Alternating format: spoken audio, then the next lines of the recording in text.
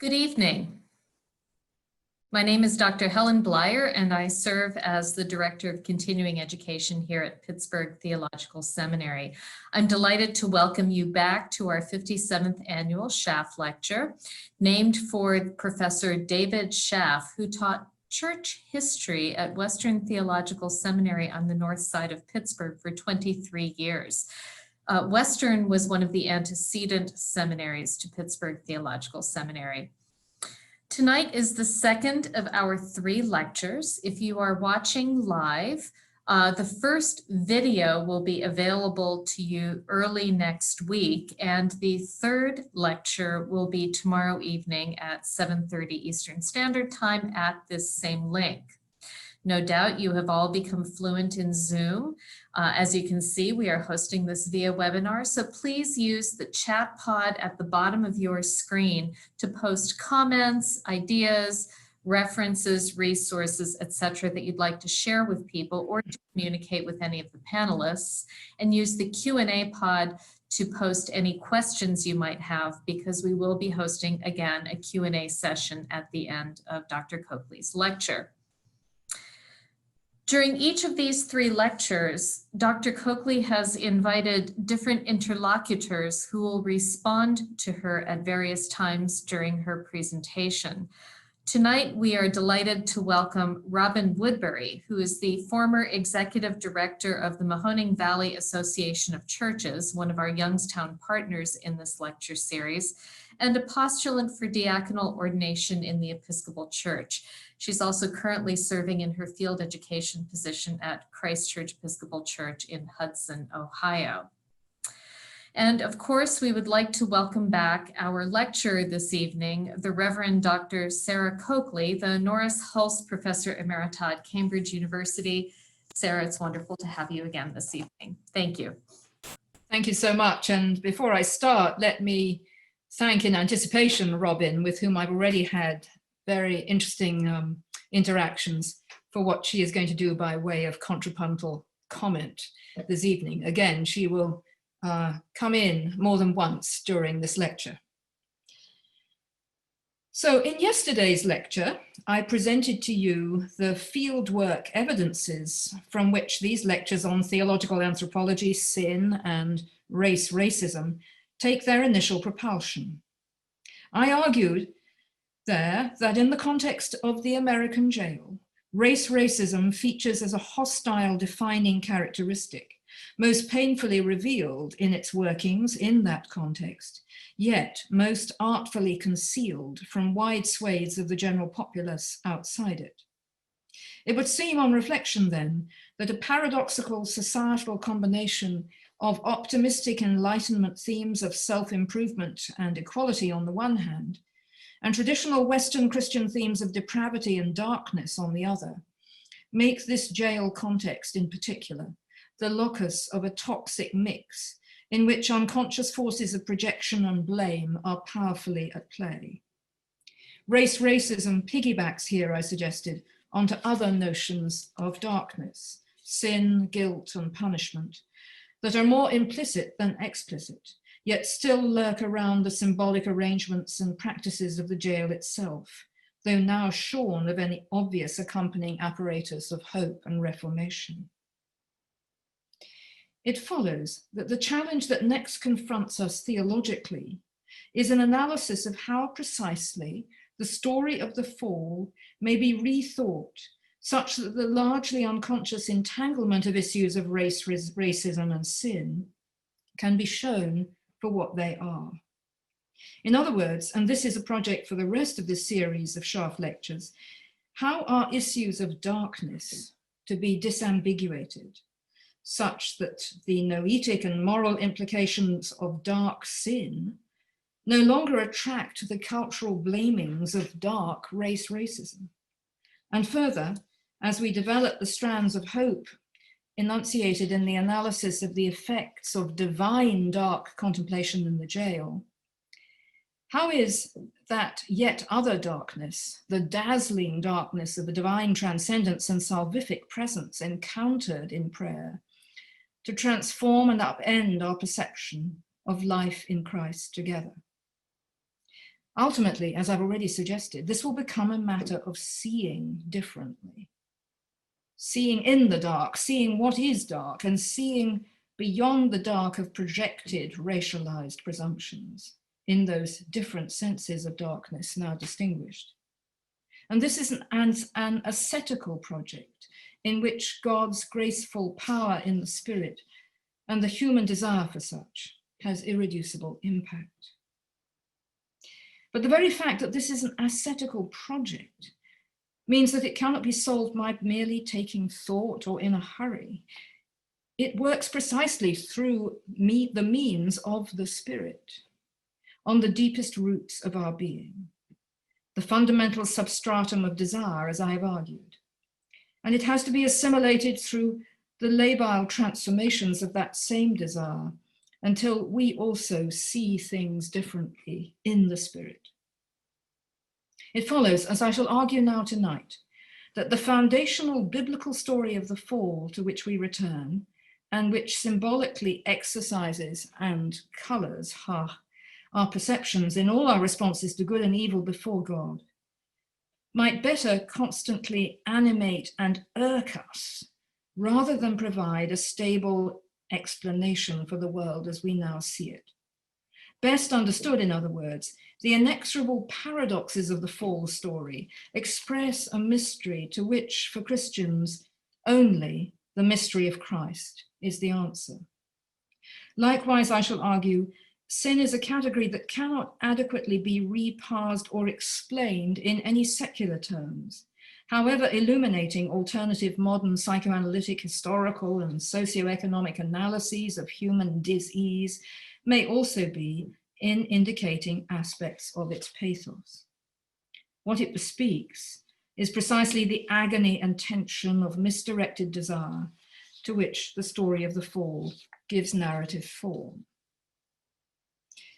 So much by way of introduction. So now to the fall as mythology and the fall as early Christian variations on its interpretation. In putting things the way I have, I acknowledge at the outset my indebtedness to modern theorists of mythology who have pointed to the irreducible structures of myth for human meaning-making. Whilst structuralism as a wholesale explanatory project is admittedly now deeply unfashionable, some of the insights that Claude Lévi-Strauss brought to the study of myth remain, in my view, hugely insightful for theologians, and by no means need to be read as implying that myths signal untruthfulness. On the contrary, myths express particular truths better than could be expressed in any other way. As my former colleague Adrian Cunningham discussed long ago in a little book which still repays study on myth, Lévi-Strauss's proposal that culturally sustaining myths are those that mediate contradictions in narrative form is of considerable significance for theological reflection in general, and has special bearing on the fall narrative in particular, as I shall attempt to show in what follows. The biblical story presents to us different and conflicting truths which appear unassailable to us and yet have to coexist in seemingly unbearable tension. And in appealing to Lévi-Strauss here, I do not intend any social science reduction of theology to something other than itself. In fact, paradoxically, I find Lévi-Strauss's insights curiously in tune with similar paradoxes that Karl Barth enunciates so memorably in Church Dogmatics 4:1, the section, The Being of Man in Jesus Christ and the Fall of Man. That is, that, I quote, the conversion of man in Jesus Christ takes place in the fulfillment and revelation of a verdict of God on man, close quote. In other words, the inexorable sinfulness of the human state coexists with the inexorable belief in the loving purposes of a good God, but without final explanation of how the two can be held together, except insofar as Christ instantiates that possibility. Despite Barth's own semantic resistance to mythic thinking, then, his insights are curiously congruent with some of Lévi-Strauss's. As Ian McFarland comments on Barth's accounts of original sin in 4:1, Barth, quote, shares the modern aversion to the idea of hereditary sin as morally untenable, but rests all his response in a wholly paradoxical account of the simultaneity of judgment and salvation. Contradiction, we might say, in Levi-Straussian terms, is here mediated in one person's, that is, Christ's, narrative story. Levi-Strauss's insights also go some way to help us explain why the early Christian and rabbinical interpretations of the Genesis story exhibit such extraordinary diversity. How sin was conceived, what the underlying problem was here, and the main locus of blame. Proto-rabbinic thought was obliged to introduce the non-biblical notion of the evil inclination, the Yetzer Hara, which really only added yet another level of mystery on top of all the others. All these topics accrue bewilderingly different interpretations in earliest Christianity, including their Gnostic variations, and in Judaism of the same period. If you think you know what sin is, please tell me. There is no unanimity about this in either Christian or Jewish tradition. Elaine Pagel's now classic treatment of that history in the first 4 to 5 centuries CE, her book Adam, Eve and the Serpent, draws a perhaps oversimplistic conclusion from her own complex account, which nonetheless still has some truth. I quote, "For nearly the first 400 years of our era," she writes, "Christians regarded freedom as the primary meaning of Genesis 1 to 3, the story of how we came to be free, and self-mastery as the source of that freedom. But with Augustine, the message changed.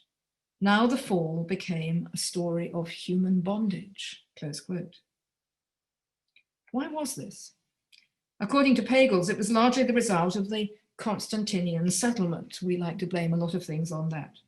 Such that after it, Christians had to reconceive their identity as non-martyrs in state terms, thus forcing a kind of conflict within themselves.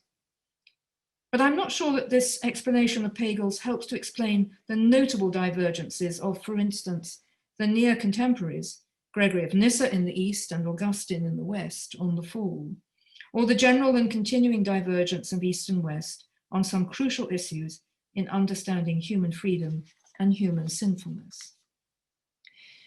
Now, since Gregory of Nyssa and Augustine were crucial interlocutors in my own discussion of sex and gender in the first volume of my systematics, God's Sexuality and the Self, I'm going to return briefly to them here tonight in order to illustrate the florid capacity for the fall narratives to hold and generate quite contradictory interpretations, but also to propel us on to a deeper engagement with the underlying problem of desire in these same narratives.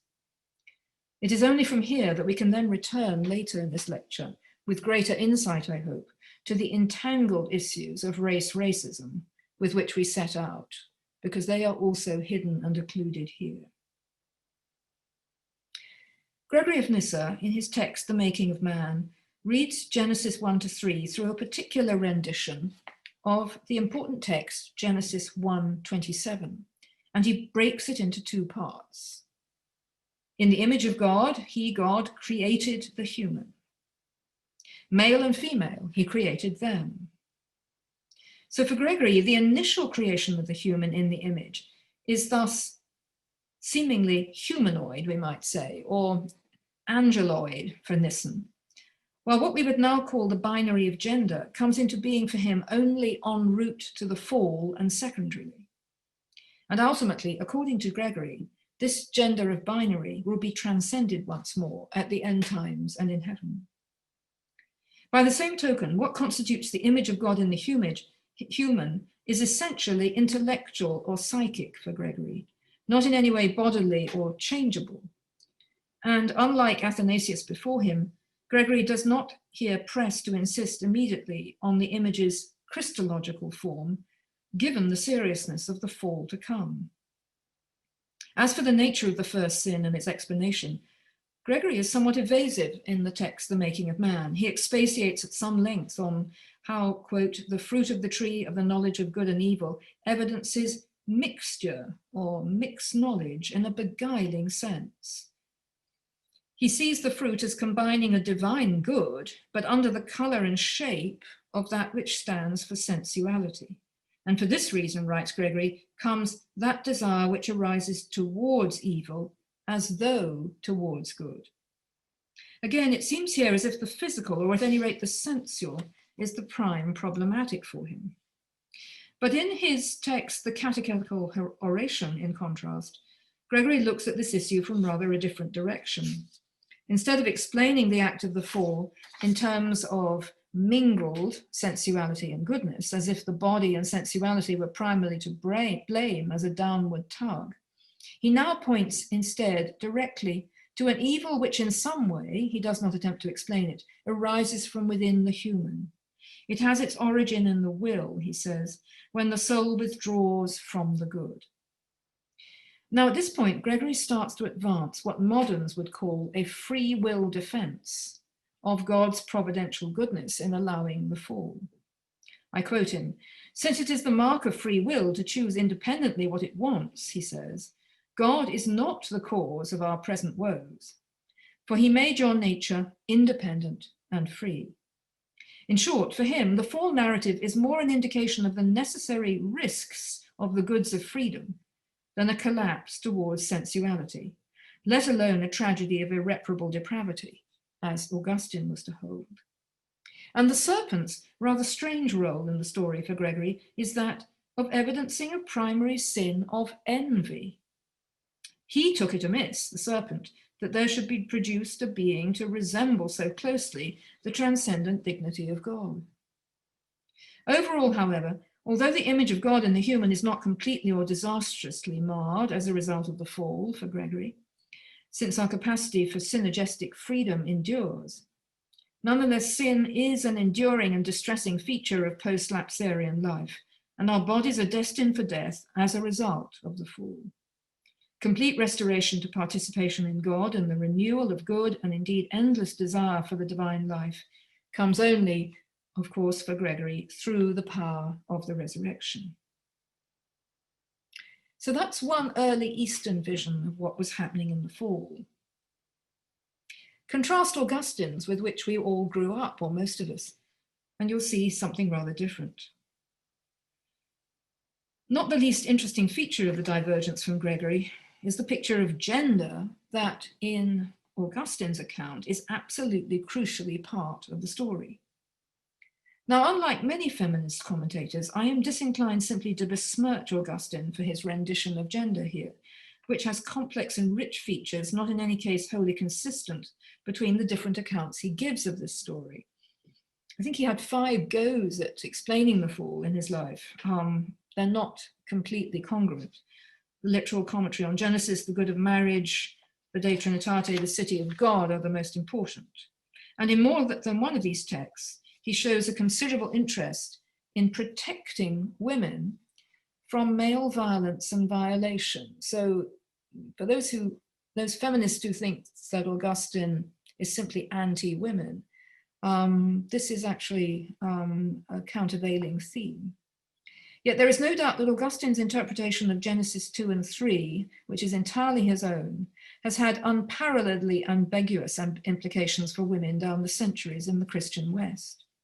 The most important point for our purposes here is that, unlike Gregory, Augustine holds that distinctly different maleness and femaleness, the female subordinate to the male, are intrinsic parts of the original unfallen state of the human, as too is enacted sexuality, which is nonetheless wholly good insofar as it is rationally conducted and procreatively fruitful.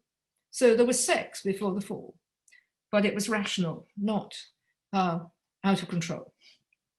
What goes wrong in the fall, therefore, is, according to Augustine, a kind of new sort of servitude or subordination of woman to man as a result of the fall.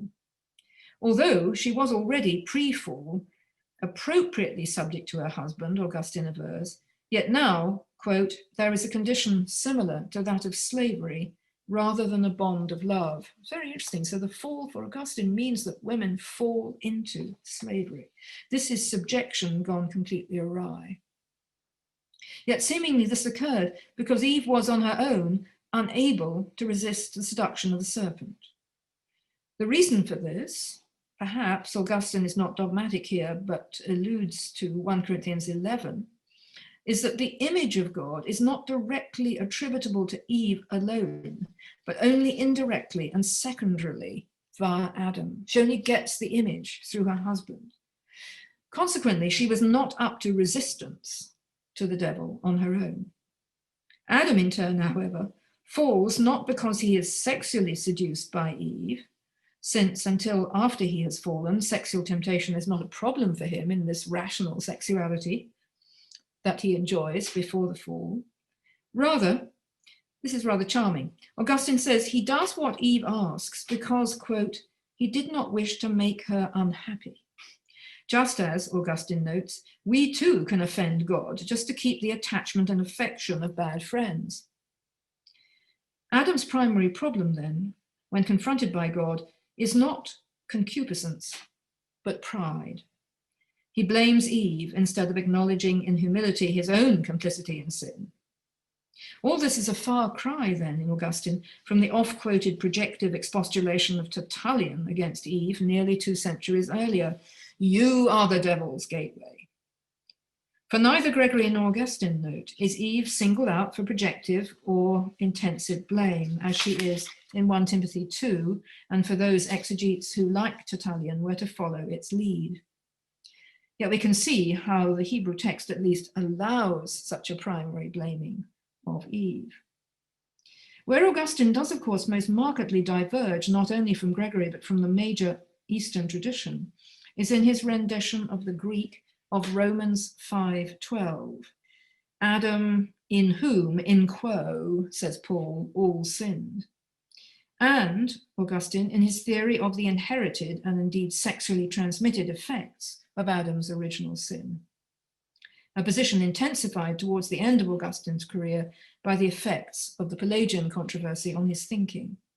The fall becomes then for Augustine a literal event which inexorably and biologically changes the whole course of human history. Freedom is radically and inexorably and universally undermined. The human will has no power of freedom to resist evil except and unless it freely accepts the offer of prevenient divine grace. Now, one of the unintended consequences of this Augustinian literalization of original sin was, of course, to be the much later collision course created thereby with modern biological science. As Peter Harrison has shown in an elegant monograph, The Fall of Man and Foundations of Science, the early modern scientists of the 17th century in Europe took their cue precisely from Augustine, urging that at last a methodology was being devised by science that would pierce through into truth in the way that the inevitably corrupted post-fall gaze had heretofore prevented. Likewise, the 19th century brought the inevitable showdown between Darwinian evolutionary theory and this historicized Augustinian rendition of Adam's original sin. I'm going to have reason to return to this problematic wrinkle at the end of this lecture, since it intersects with the deeply troubling modern racialized interpretation of Genesis 3 that came out of that post-Darwinian theory. At first blush, then, what the comparison of Gregory and Augustine on the fall illustrates is how radically divergent two interpretations of a densely complex yet compelling narrative can be. One, the fall is the fall into freedom. The other, the fall into loss of freedom.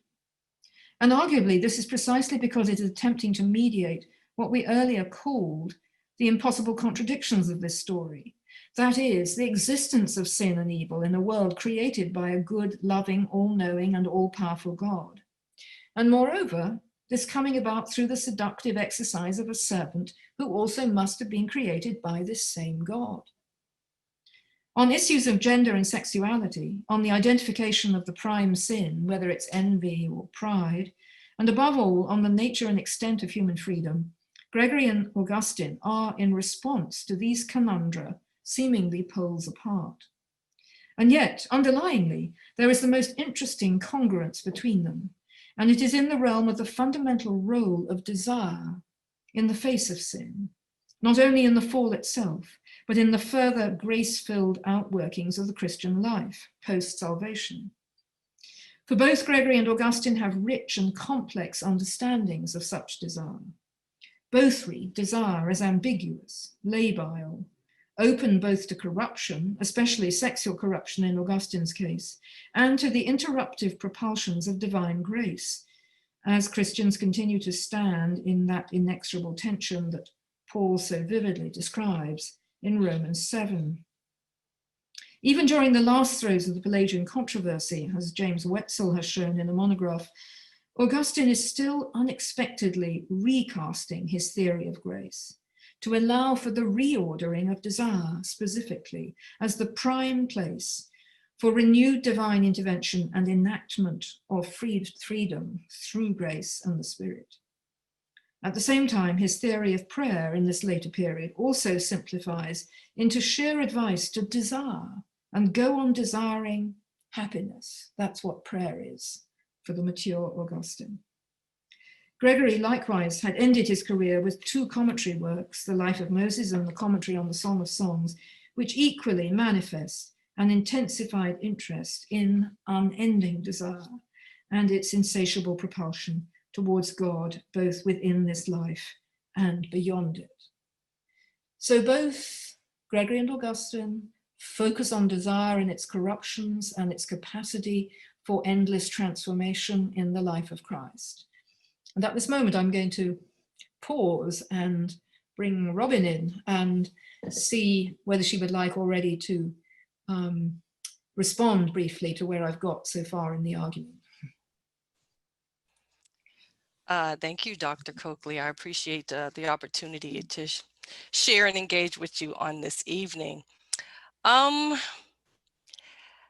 I think about my life as a Baptist growing up over 40 years, and I look at what you're sharing as it relates to Augustine and Gregory, I would have to say that growing up in the context of the Black Baptist Church, my understanding of the fall would probably line up more with Gregory's concept. I learned the traditional term of the fall referred to as the first sin of Adam and Eve.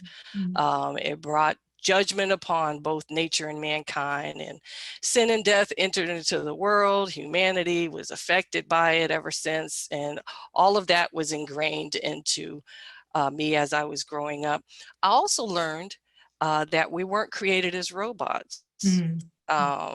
We have a free will, so that was instilled in us as well. And out of love, God gave Adam and Eve the right to choose, and he doesn't force anyone to follow him. So these were things that I grew up with. So it's interesting to see how they fit in comparison with Gregory and Augustine. I also understood that Genesis 3:15 says he will crush your head and you will strike his heel was God's prophecy and the first mention of the gospel in the Bible. And so out of that, there was a sense of liberation that was shared. Christ was coming to set us free. But from some of what you're talking about, now I have the question, free from what, right? I mean, for us, it was free from sin and death, but can it go deeper? Should it go deeper? Based on some of the things that you're sharing. I think that's so fascinating that this is something I just don't know about, and I would love to research further how Genesis has been interpreted in traditional, even Calvinist Black churches, because classic Calvinism, following on from Augustine, would be inclined to stress even more disobedience, as well as the corruption of desire, and to stress the depravity into which we fall without, of course, the intervention of Christ. So it's never occurred to me that I might discover a strand of interpretation of Genesis 3 in the Black Baptist tradition that could be congruent with the early Greek theological tradition. That's really fascinating. And one thing you might like to know is that Gregory of Nyssa was really the only patristic author who was opposed to slavery, who did not accept it as a given within Roman culture. And again, that's in contrast, of course, to Augustine. So these things hang together, I think. Whether you read for liberation or whether you read for a kind of enslavement to sin, which requires an absolute subjection to grace itself. These are incredibly important choices in our theological armory, aren't they? Because they affect everything else. So thank you so much for that. Do you wish to say anything more, or shall I carry on at this point? I would like to say that I have seen Augustine's implications for women, Yeah. as it relates to the role of subordination and servitude played out against women in ministry. Absolutely. I have seen that, but again, just if we're talking liberation, how can we be liberated and enslaved at the same time? So I mean, you have all of that coming into play as well. But I'm interested to hear some more of what you have to say and how all of that factors in. Yes, I mean, I actually treated of this at some length in the first volume of my Systematics, but Augustine is, he's so concerned to be true to the biblical authority that there's a place on the Trinity where he's discoursing on Galatians 3:28, and he says, of course, women are equal with men, as to their minds, it's obvious, right? But then he says, oh, but goodness me, what am I going to do with 1 Corinthians 11? And it's this chapter that catches him, and this is when he comes up with this extraordinary theory that women only participate in the image of God in and through their husbands in a subordinate way.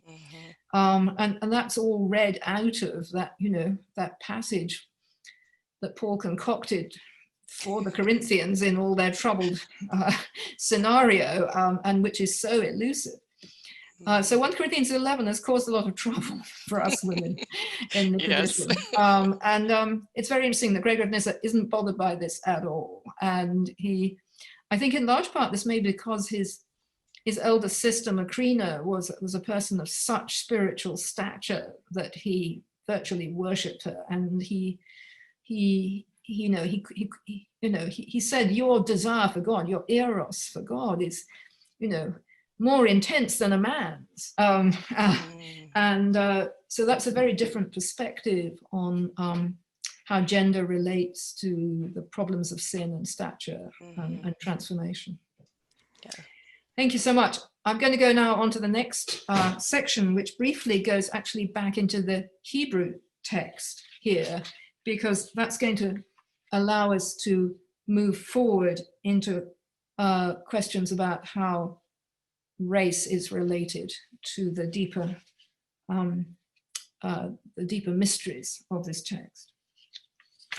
So I call this section Return to Desire, its place in the fall narrative and in the concept of the Imago Dei. So going back to Genesis 3 itself with these patristic lessons in mind, let's see what this will do to help our prospective constructive proposal forward. What we should note first is that desire features even more significantly in the Hebrew text than either of our patristic interlocutors underscores, despite their known concern for that topic. Thus, in Genesis 3:6, in which Eve's temptation is described, 2 words for desire are used in quick succession. I quote, so when the woman saw that the tree was good for food and that it was a delight, literally a desirable thing, ta'awa, to the eyes, and was to be desired, nehma, to make one wise, she took of the fruit and ate. The particular impossible contradiction inscribed here, it seems to me, is that the human capacity for such desire points simultaneously here in two opposing directions. It is clearly already a striking feature of the human made in the image of God that one can so desire. And indeed, such desire is strictly speaking required for the human more fully to become that image precisely by knowing good and evil, and thereby acquiring the godlike capacity for wisdom and discernment, even while sinning. Thus, in an important sense, desire is the mark of the paradoxical necessity of the fall, the felix culpa of which Augustine already was to speak so tellingly. In this sense, too, although Eve has, in one strand of Christian tradition, as we've noted, 1 Timothy 2 and Tertullian, already been marked out for projective blame for the fall, her striking initiative in reaching out for this desirable fruit is also, from another perspective, her distinctive desiring contribution to the positive drama of salvation. This fruit was desirable. It was to be desired. Na'awa, nechma. Once the fall has occurred, however, a new gender binary becomes fatally fixed, woman to painful childbearing, man to endless toil, and Eve's desire is now characterized by a different word in Genesis 3:16, teshukah, which appears only 3 times in the entire Hebrew Bible and seemingly connotes, though this is heavily disputed in the secondary semantic literature, it seemingly connotes a kind of obsessive sexual desire for a man, which is then met with a yet deeper demand by him for subjection. It is surely not insignificant that this same word is used almost immediately once more in Genesis 4:7, where the text rather curiously says of Cain's jealousy for his brother that, quote, sin is lurking at the door. Its, sin's desire, teshukah, is for you, but you must master it. In other words, it is corrupted desire that is the special mark of this sin, not original desire itself, which in its uncorrupted form appears to have a special role in propulsion towards the divine, and even in a certain likeness to God, if indeed it is God's own desire to dwell in us and himself conform us to his own will and image. As a minority report in the rabbinical tradition also puts it, speaking of the Yetzer Hara, the evil inclination, I quote, "It is obvious that we have no strength to resist it. So let it be your will, Lord my God, that you vanquish it from before us and subdue it, so that we may do your will as our own will with a whole heart." It would seem then that the nature of Eve's sin of disobedience is also, and paradoxically, her particular felix culpa, characterized by a desire that reaches out of and beyond itself, that is, precisely stretches out to God.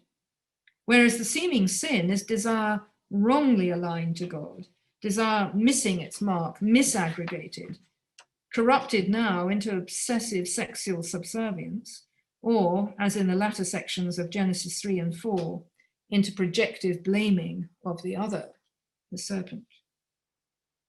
It follows, in the Christian perspective, that if the image and likeness to God in the human are fully to be restored after the fall, it will not be by an eradication of desire, but by the harnessing of desire to its true end in the freedom and reason of the God-man, Christ. Only the desire of nations, we might say, is a fit divine receptor for such human desires truly transformed in grace by the Holy Spirit. And much later than Gregory of Nyssa, Maximus Confessor, following in Gregory's tradition on desire but extending it, would write of desire thus yoked to reason and to the Logos as a means of, quote, unbroken relation to God through the identity of unfailing desire. When we ask finally then, on this vision, who was to blame for the fall, the answer is, of course, from the perspective of mythic contradictions, deeply ambiguous. It was the serpent, wasn't it? It was Eve. It was Adam. And yet, when you think about it underlyingly, it surely must ultimately have been God in God's self.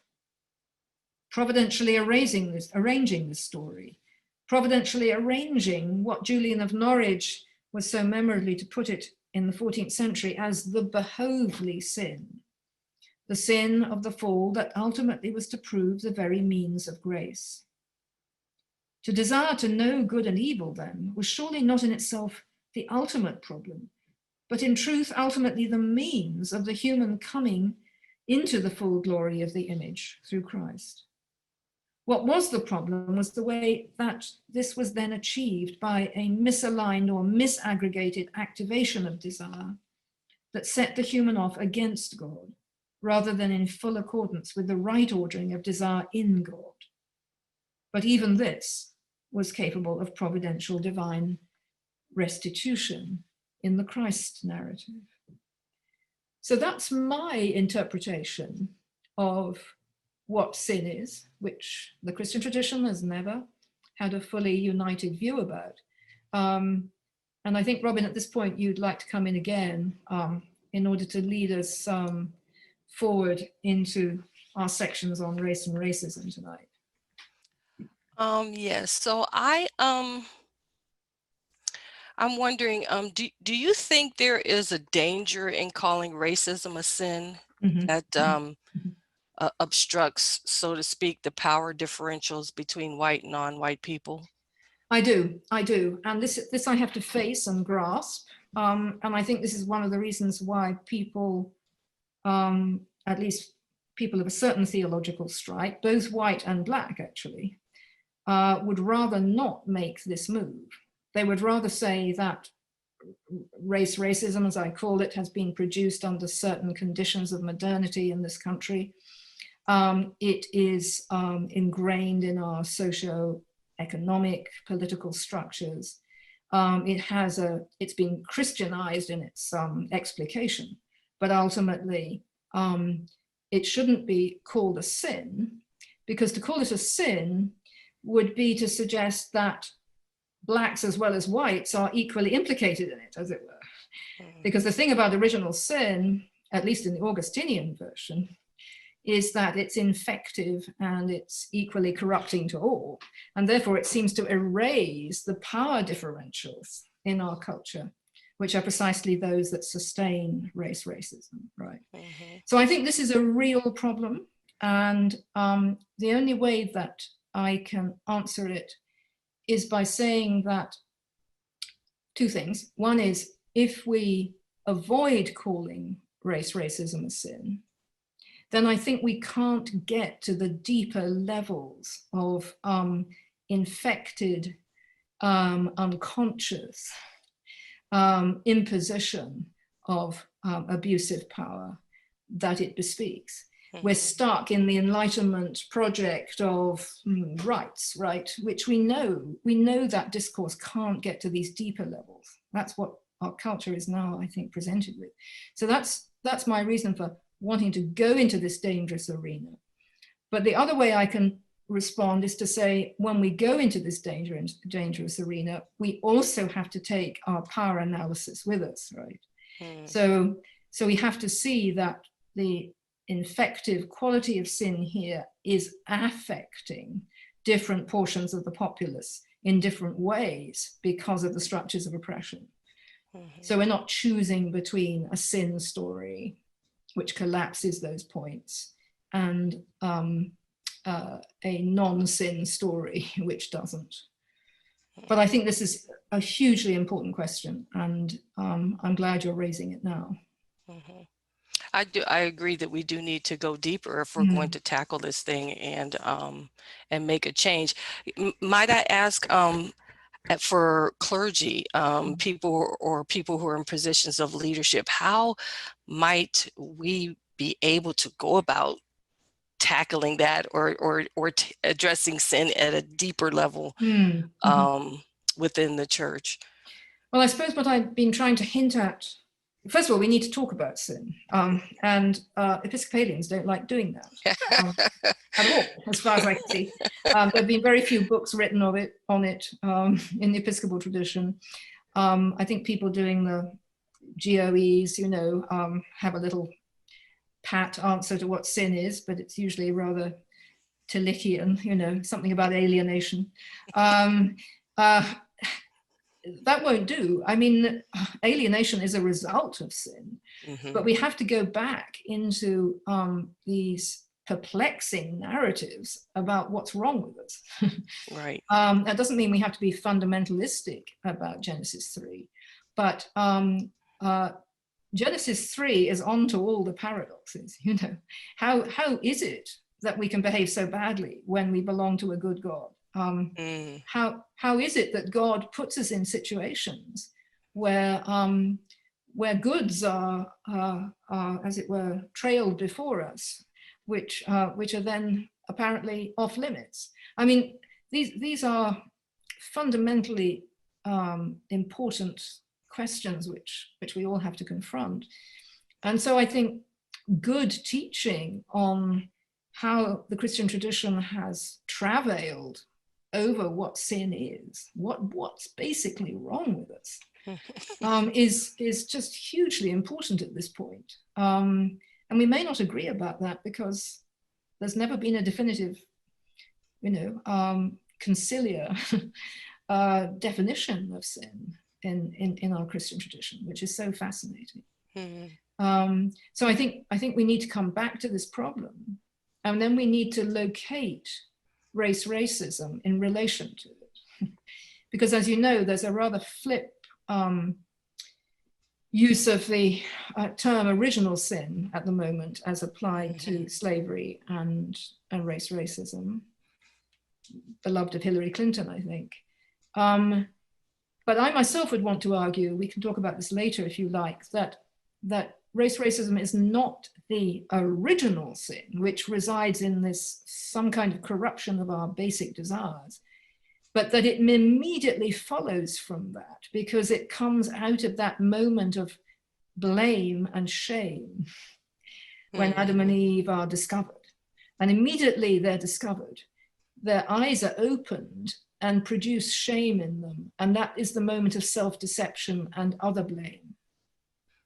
And I think that is in the story of the fall, is the root of all hatred of other populations. Not all of them might you want to call racism in the sort of deepest sense, but all xenophobias, all tendency to choose another population of people to blame for your own problems. And so that's where I would go on this. But we can come back to that later. I think what is so disturbing is that the fall story has also been co-opted into a racist story, and that also has to be exposed out in the American psyche, in my view. So I'm coming to that in the next section. So shall I press on? And, yes, you shall. Thank you for making that connection, though. I appreciate that. Thank you. So now I'm coming towards the end of my lecture, but there's still quite a bit to come, because I want to ask next in section 3 why secular analogues, in my view, cannot replace what I call the impossible contradictions of sin. So we've come by now far enough, I trust, to see why some contemporary secular analogues for sin, which would include economic and social deprivation, addiction, violence, abuse, prejudice, recidivist criminality, whilst undeniably spotlighting certain inexorable dimensions of human suffering, guilt, and racist conditions, cannot without remainder replace the extraordinary and difficult category of sin, precisely because it alone, I think, plays upon and constantly revisits these patterns of theological contradiction that the myth of the fall so evocatively hold in tension and hold before us.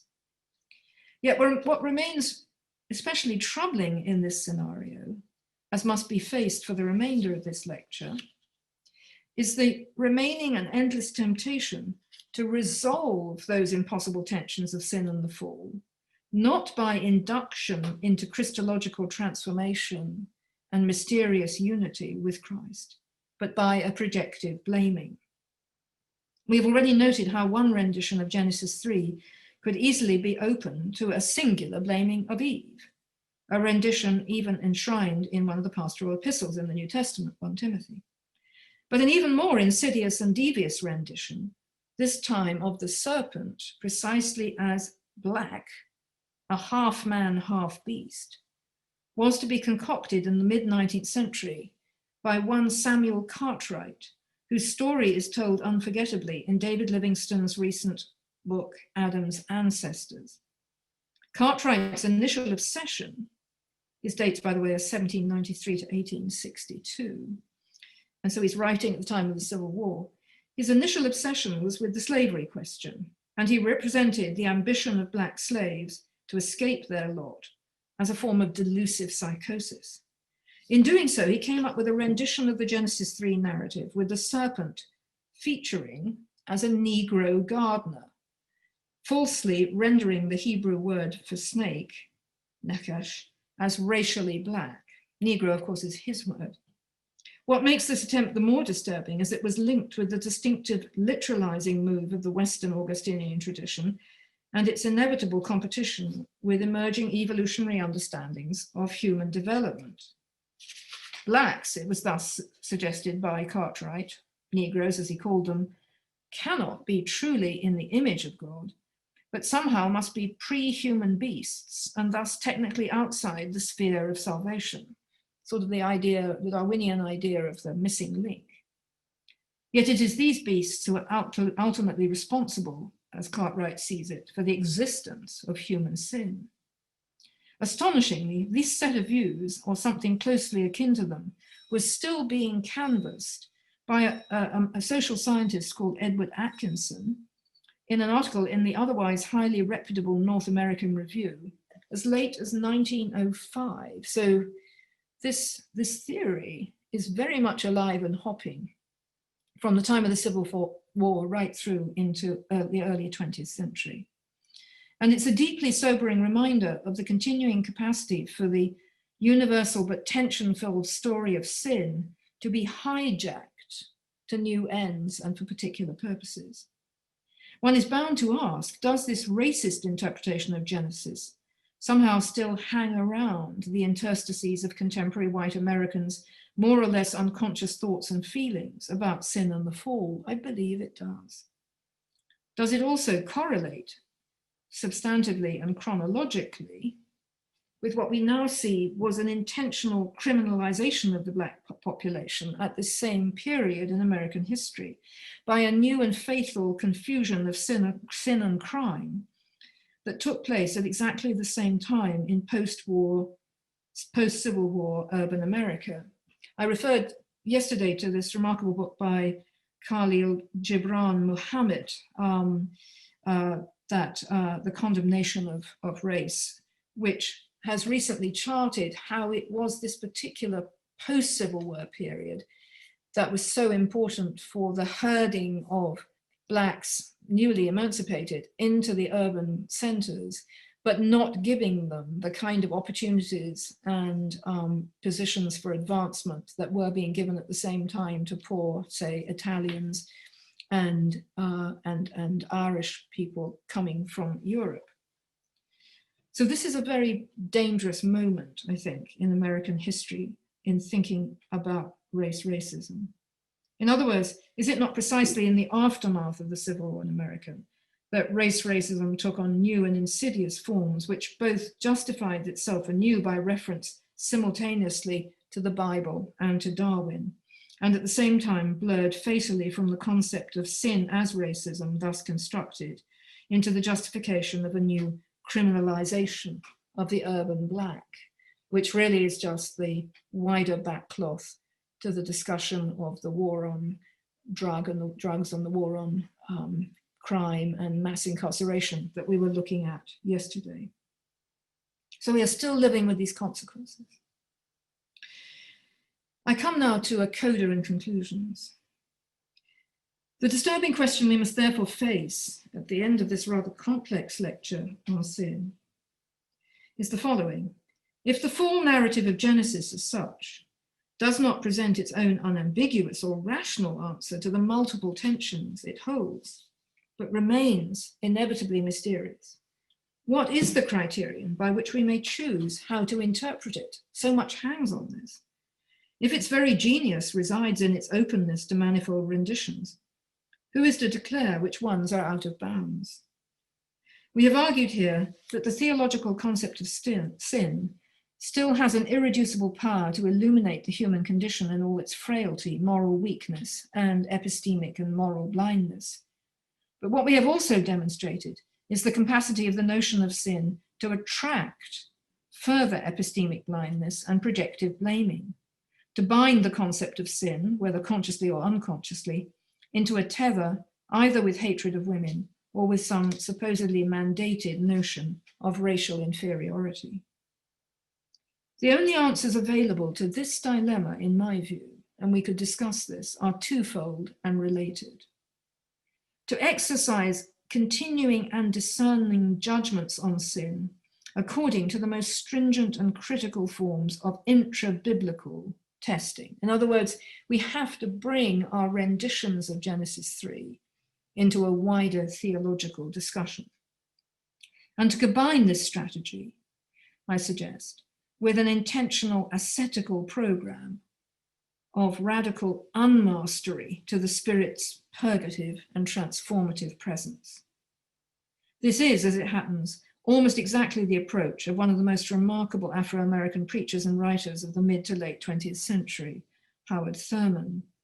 And although Thurman, who was the first Black preacher to Boston University in the 1950s to mid-60s, and the first leader of an interracial congregation in California, influenced Martin Luther King and was widely read in the era of the initial civil rights movement, his quiet, somewhat Quakerish demeanor perhaps for a while seemed idiosyncratic and outdated amidst the excitements of Black power and of competing neo-Marxist accounts of race and social capital after the assassination of MLK.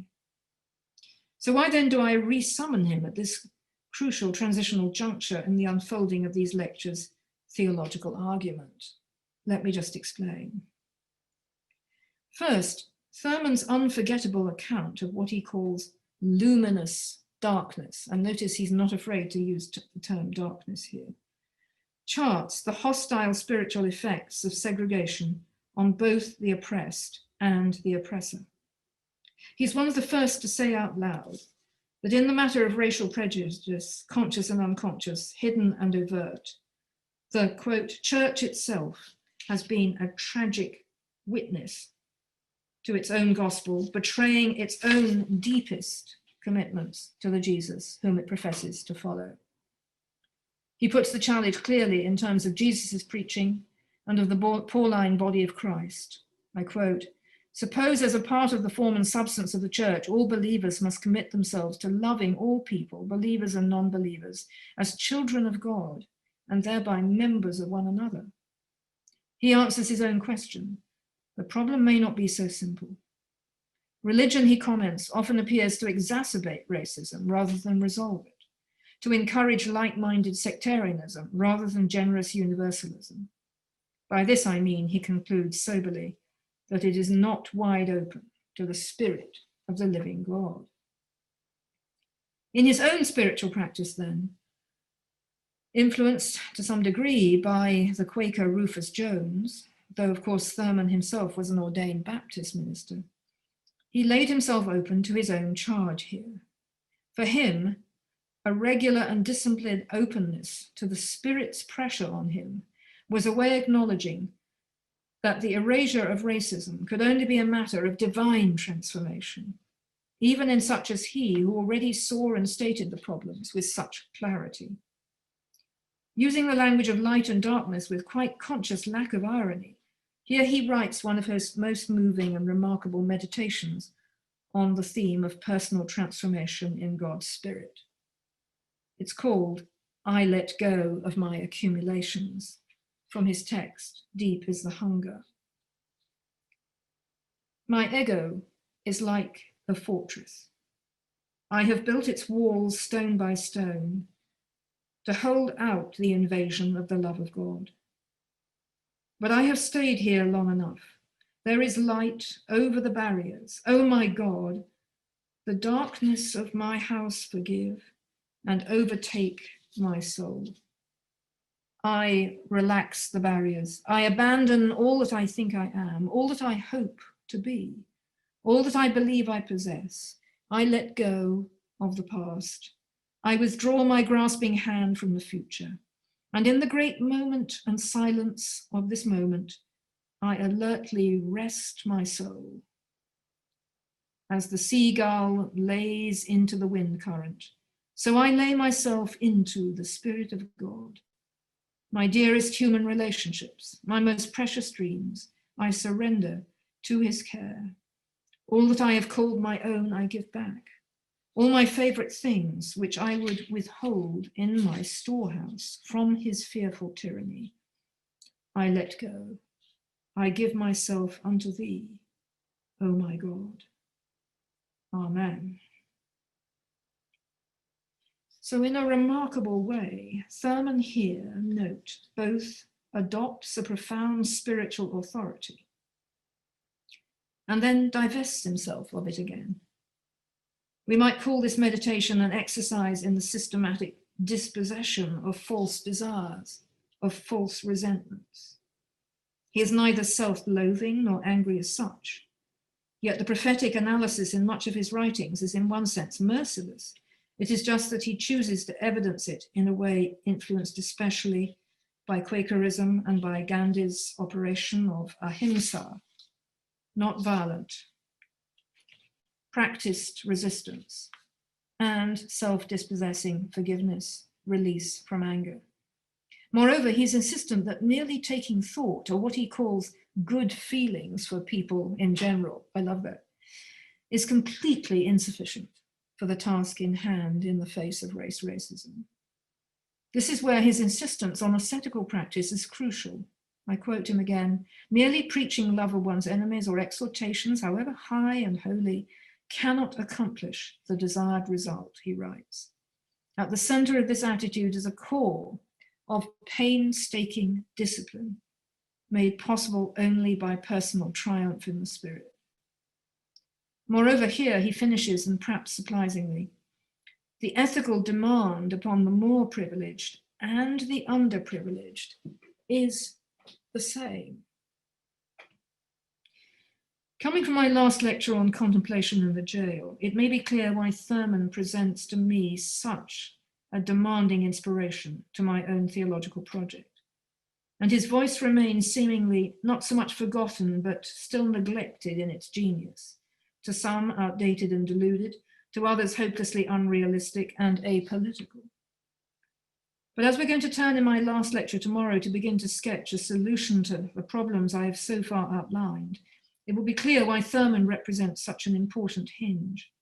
If indeed, as I've argued up to now, racism is both a projective social category and yet also deeply and unconsciously tied up with the theological problems of sin, then merely taking thought about this issue is not going to shift it.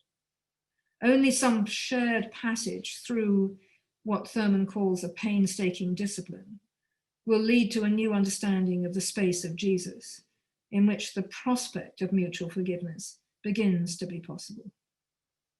And so it's with the further unfolding of these issues and their potential for social and spiritual transformation that I'm going to be concerned in my remaining lecture tomorrow. But for now, I turn back again to Robin. Thank you, Dr. Coakley.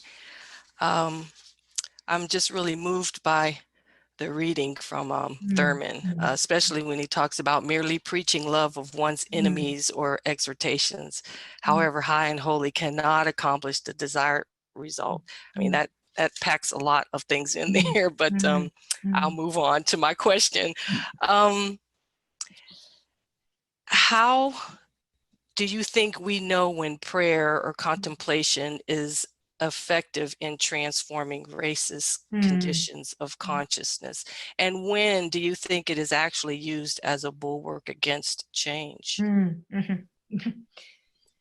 Yeah, this is my most vulnerable spot, I think, in this whole project, because I'm putting so much hope in disciplined practices of vulnerability to the Spirit, following Thurman, and thus the contemplative act as the place of interruption, in which even our unconscious prejudices or our unconscious resentments can be first exposed and then healed. And no one expresses that better than Thurman, and he does it from the side of the oppressed, which is so extraordinary. But we all know that white supremacist churches say their prayers. Mm-hmm. Mm-hmm. And churches that don't think they're white supremacists but are, say their prayers. Mm. And their prayers seem to simply reinforce whatever it is that they already believe. And that's why the cleaning up of this act isn't one that we, I think, can fix by our own fiats. So the only response I can have to you is that there are indeed false and delusive forms of praying. They may indeed be more common than the other sort. But as I shall be saying tomorrow about Teresa of Avila, you know, the test of God's transformation is in the fruits of God's transformation. And when we see things happening in parishes that would have been unthinkable in those parishes before, then we know God is at work, that there has been an interruption. And if there's anything we can do to prepare for that, it seems to me it must have this feature of willed vulnerability to uncomfortable realities. So when we shouldn't expect this to be fun. And contemplation isn't fun, by the way. I mean, it's deeply discomforting. And it may give you a high for a few weeks, but if you're not feeling really frightened after that, it's probably not working. So I know that's not really an answer, but it's the beginning of an answer. And I'm afraid, you know, because Episcopalians are a sacramental race, the same goes for the efficacy of the sacraments. We need to talk about the difference between the validity of the sacraments and the efficacy of the sacraments. Our sacraments, we know the conditions under which they are objectively valid, but are they doing anything to us? And that's what's so disturbing. Yeah. That also needs to be taught and preached. They're not magic bullets. So I think you've, in the questions you've raised, you've hit me on my weakest spots, and I'm going to have to think harder about how to respond even better than I've tried initially. But I'm so grateful to you for this. You've done well. You've done well. Thank you. So I think now we can open up to potentially a wider set of questions. And we've had a number of excellent questions posted. I'll start with a softball. We've been asked about how the concept of sin came to be embedded in the Genesis 3 narrative. Our listeners says it doesn't seem to be the case to them. What happened so that the fall began to be identified as sin? Yes, no, this is excellent, because in the Jewish tradition, Genesis 3 does not, as it were, is not necessarily taken as being the story about what's fundamentally wrong with us.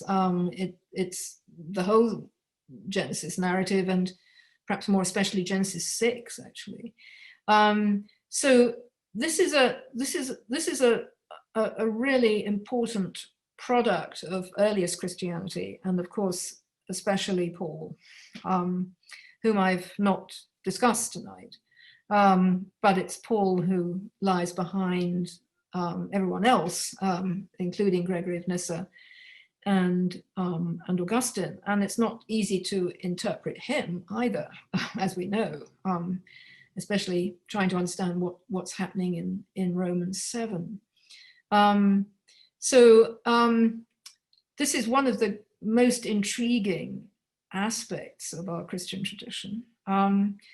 I myself take the view that it's impossible to unwind that tape at this point, that this story has such a, as it were, symbolic and imaginative hold on us, that I take it we can't just bracket it. But what the story definitely is about is how desire can go wrong. And that's what I'm primarily interested in, and how that then became somehow implicated in racialized understandings of this story for the Christian imaginary as well. Your mention of desire and desire gone awry leads to this question, which asks about the relationship of desire to power. That is wrongful desire essentially linked to the search for power, or just incidental to it? That's a very deep question. It depends what you mean by power, and I'm not just pushing back to give myself time, but in one sense, I think that's obviously right, because what's encoded here when I talk about misaggregation of desire is that, as it were, I have taken to myself that which should be God's. I have, it's not that what I was desiring was a bad desire, but the way I have, the way I have grasped it, the way I've grabbed it, as it were, brackets God, rather than more deeply aligns me with God and my desire for God. So to see that as a power move is, I think, one obvious way of rendering that problem. That doesn't mean that all power is bad.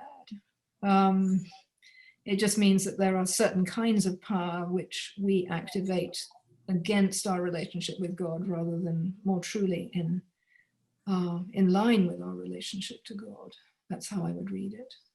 It's interesting to take that analysis to Willie Jennings' discussion on connection of who controls the land, who controls space, and how space is delineated. Power resides with those who get to draw the lines and make the circles. Yeah, exactly. And one of our listeners has asked about racism in the US being closely tied to economic ideas, especially the ownership of property, as point out. And there, of course, would be traditions, particularly indigenous ones, that say it's anathema to think about owning. Sure. So it's one of those disaggregated desires that drives us to want that which is not ours to possess. Exactly. It's the same root. Yes, the same root. So this person asks a vague question, but what place do these concepts play in our human difficulties? These concepts of power and desire.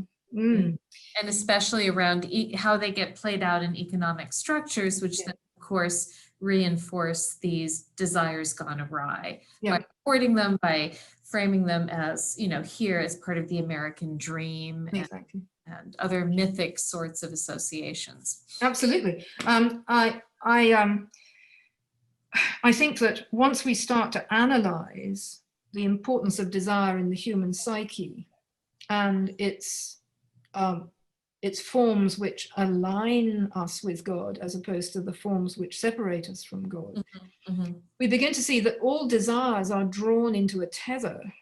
It's not natural, at least for a Protestant Christian, I think, to think about sexual desires as having anything whatever to do with, my desire to own a house, or my desire to eat this cream bun, or whatever it is that attracts or repels me. But once you begin to think of desire as a core anthropological category in the way that Augustine and certainly Thomas Aquinas did, that is the place which ultimately draws us into the realm of the divine. But when corrupted, fragments into these different arenas of control, acquisition, corruption of various sorts, we begin to see that actually the story of acquisitive ownership, sexual aberration or sexual acquisitiveness, the story of addiction, the story of the misuse of land and the misuse of our ecology. These actually hang together.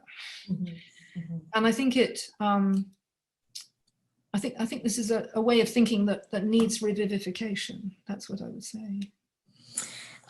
You've brought to mind a question somebody has asked about liberalism's rights discourse, that the concentration of power and the acquisitive impulses in certain populations, which would of course result in the stripping of access to those kinds of things to other populations, is what gives rise to the need for a rights discourse. And this person asks, you've mentioned a few times that liberalism's rights discourse cannot adequately address racism. But if the language of rights communicates what we have, in other words, certain rights or certain freedoms and dignity that are natural to us, to what are people going to appeal then when those very rights and that very essential character has been stripped from them? Yes, I'm glad this has come up, because I'm not Stanley Hauerwas. I don't, I'm not someone who wishes to express a hostile view towards the Enlightenment, towards rights discourses in that tradition. It's just that I don't think they deliver the goods. I mean, I think we need them. I used to joke with John Milbank, my former colleague, if you don't like the Enlightenment, try living in Mogadishu. I mean, the chaos there, the lack of, fundamental modernistic order and democracy and so on should wake you up. No, I don't think we need to dispose of rights language. But I think the great tragedy of it is that it can't deliver all the goods that we need. Because, as I'm going to quote tomorrow, when we focused on it so determinately through the civil rights movement, there were clearly sort of unconscious dimensions of racism that it wasn't catching. And now we have this category which is kind of glommed onto rights language that's called unconscious bias, which is sort of the only answer that this liberal rights discourse has to explaining whatever it is that we can't get at. And that's an extremely interesting combination, because it expresses both all the will to improvement and autonomy and democracy that comes out of the Enlightenment tradition, and then the lurch into the unconscious that we get in the birth of psychoanalysis at the end of the 19th century. And that's the kind of paradox of modern thinking.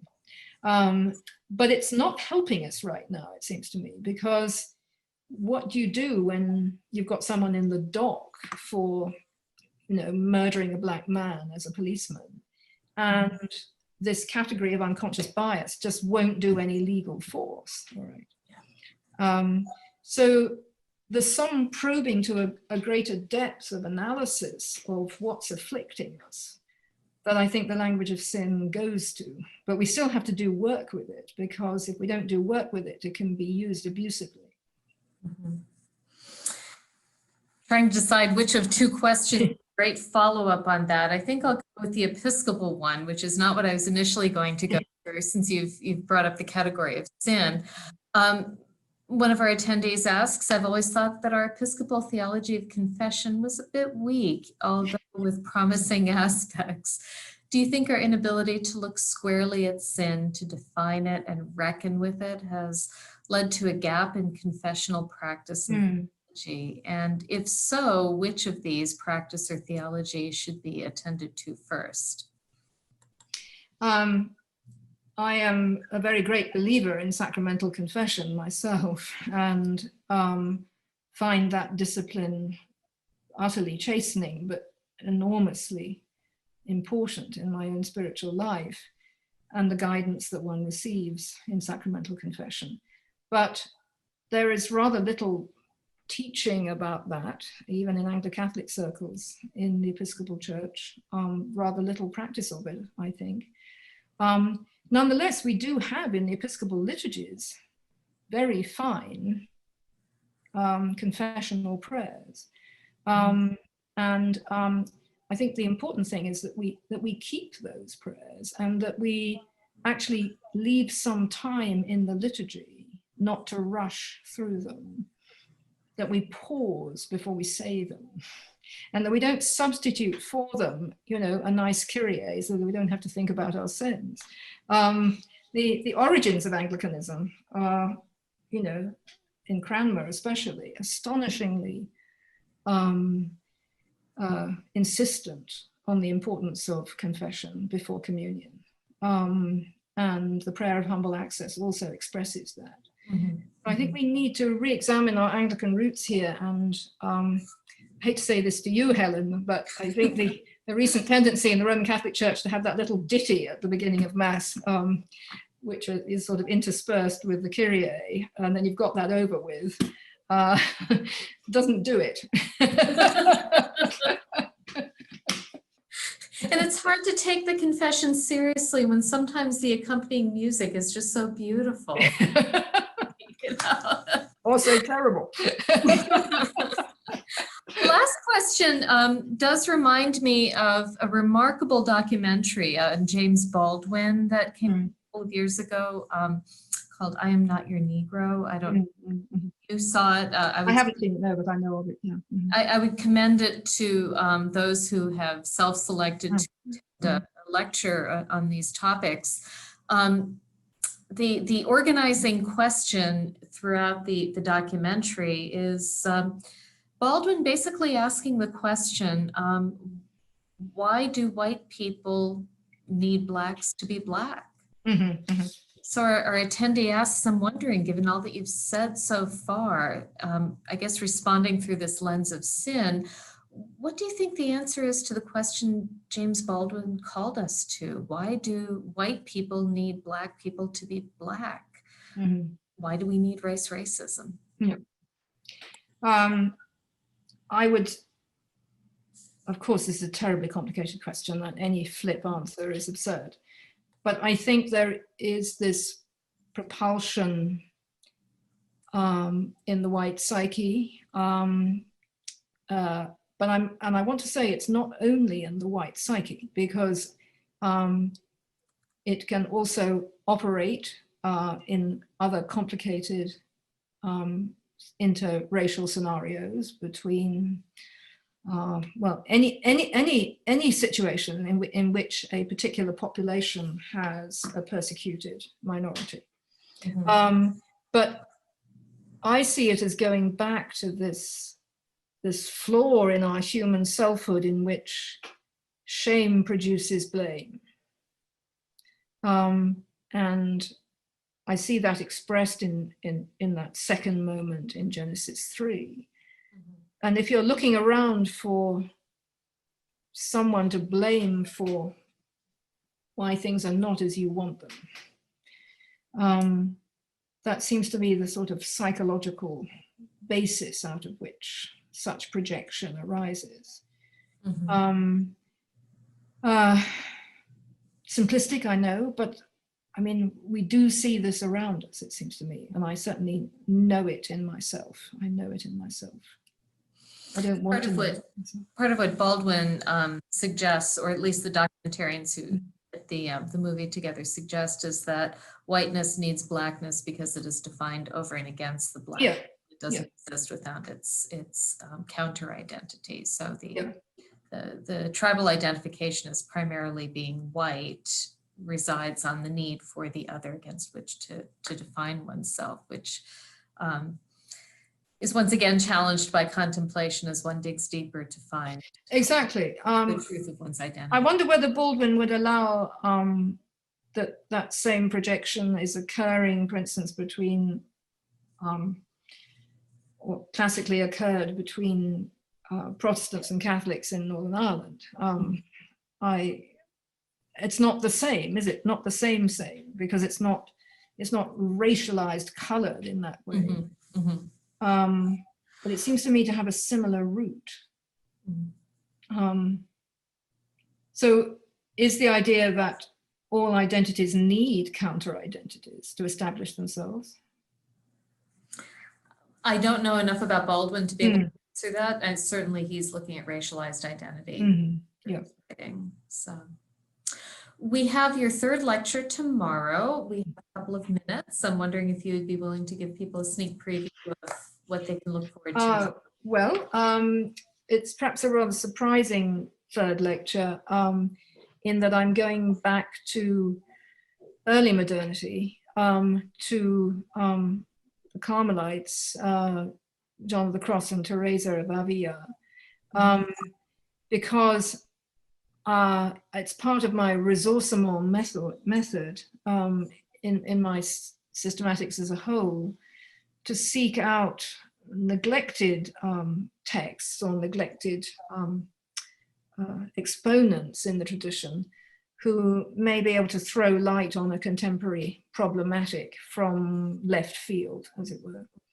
And so because I have claimed that there's something about contemplative practice which opens us up transformatively and vulnerably, not only to our own inner delusions, but also to the Spirit's transformation of them. By looking at these two authors who at a very crucial moment in the creation of modern racial identities were writing against class hierarchy and anti-Semitism within the Spain of their times.